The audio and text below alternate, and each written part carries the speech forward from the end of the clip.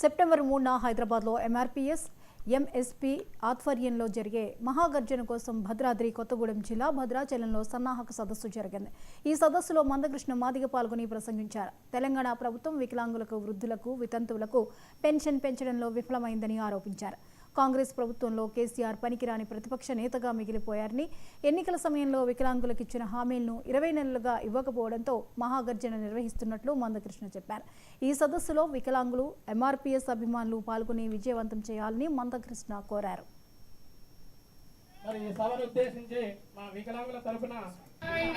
వచ్చే పింఛన్ తోటే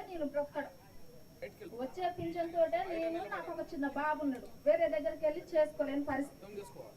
ఆ బాబు ఇప్పుడు చిన్న పిల్లగాడు కాబట్టి ఆ పిల్లగాని వదిలేసి నేను వేరే దగ్గరికి వెళ్ళలేను, నా పరిస్థితి అది. ఇప్పుడు ఆ పింఛన్ కూడా ఇప్పటికి గవర్నమెంట్ వచ్చి ఎన్ని రోజులు అవుతుంది, మనకు వచ్చే పింఛన్ కూడా పెంచలేదు. ప్రతిదీ పెంచారు, ఉద్యోగం చేసే వాళ్ళకి శాలరీస్ పెంచారు. తర్వాత మన రుణమాఫీలు అన్నారు, పట్టాలు ఉన్న వాళ్ళకి. మాకు పట్టా లేదు, పొలము లేదు, బట్ నేను నిరుద్యోగిని, ఎంఏ బీఈడి క్వాలిఫికేషన్. కానీ వచ్చే పింఛన్ తోట నాకు చిన్న పిల్లగాడు ఉన్నాడు, మాకు ఫ్యామిలీ ఉంది, అందరం బతకాలంటే ఆ 4000 పింఛన్ సరిపోదు కదా. వాళ్ళు చెప్పే పింఛన్ పెంచుతానన్నది మేము కొత్తగా అడగట్లేదు, వాళ్ళు చెప్పిన హామీనే మేము అడుగుతున్నాం. అది మాకు గవర్నమెంట్ న్యాయం చేయాలని నేను కోరుతున్నాను. వికలాంగుల పెన్షన్ ఇప్పుడు ప్రభుత్వం వచ్చి దగ్గర 2 సంవత్సరాలు కాబోతుంది. ఆయన అన్న హామీనే కానీ 6000 ఇస్తానన్నాడు, ఇంతవరకు ఏమీ లేదు. ఈ పెన్షన్లో అయితే మాకు సరిపోవు, మేము 4 మెంబర్స్ ఫ్యామిలీ పెన్షన్ మీద బతకాల్సి వస్తుంది. రేవంత్ రెడ్డి గారు ప్రభుత్వం నమ్మక ద్రోహం చేసింది.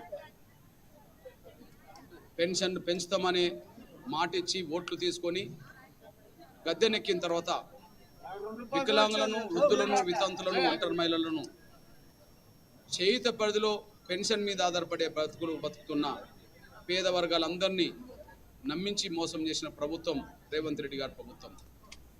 20 నెలలు గడిచినా పెన్షన్ పెంచకపోవడం అది తన మోసపూరిత పరిపాలనకు నిదర్శనం.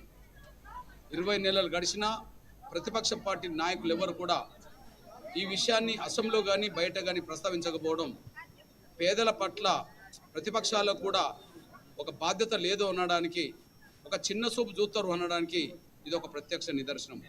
ఇట్లాంటి పరిస్థితిలోనే 20 నెలలు గడిచినా పెన్షన్ పెంచకపోవడం వల్ల ఒక్కొక్కరు 40,000 రూపాయలు నష్టపోయారు. రాష్ట్ర వ్యాప్తంగా 20 నెలలుగా ఈ వర్గాలకు దక్కాల్సిన డబ్బు 20,000 కోట్ల రూపాయలు వీళ్ళకి చెందకుండా పోయింది. ఇట్లాంటి నేపథ్యంలోనే ఇంకా మౌనంగా ఉంటే పెంచడు అనే విషయం అర్థమైంది కనుక, ఇంకా మౌనంగా ఉంటే ప్రతిపక్ష పార్టీలు ఎవరు బాధ్యతతో మాట్లాడతలేరనే విషయం రుజువైంది కనుక ఇక పెన్షన్ పెంపుదల కోసం పోరాటం తప్ప మరో మార్గం లేదని నా వికలాంగుల సమాజం గ్రహించాలని, వృద్ధులు, వితంతులు, ఒంటరి మహిళలు, పెన్షన్ మీద ఆధారపడే బతికే పేదలందరూ గమనించాలని చెప్పి నేను విజ్ఞప్తి చేస్తూ, రేవంత్ రెడ్డి గారు ప్రభుత్వం రాష్ట్ర ప్రభుత్వం జీవో ఎంఎస్ నెంబర్ 34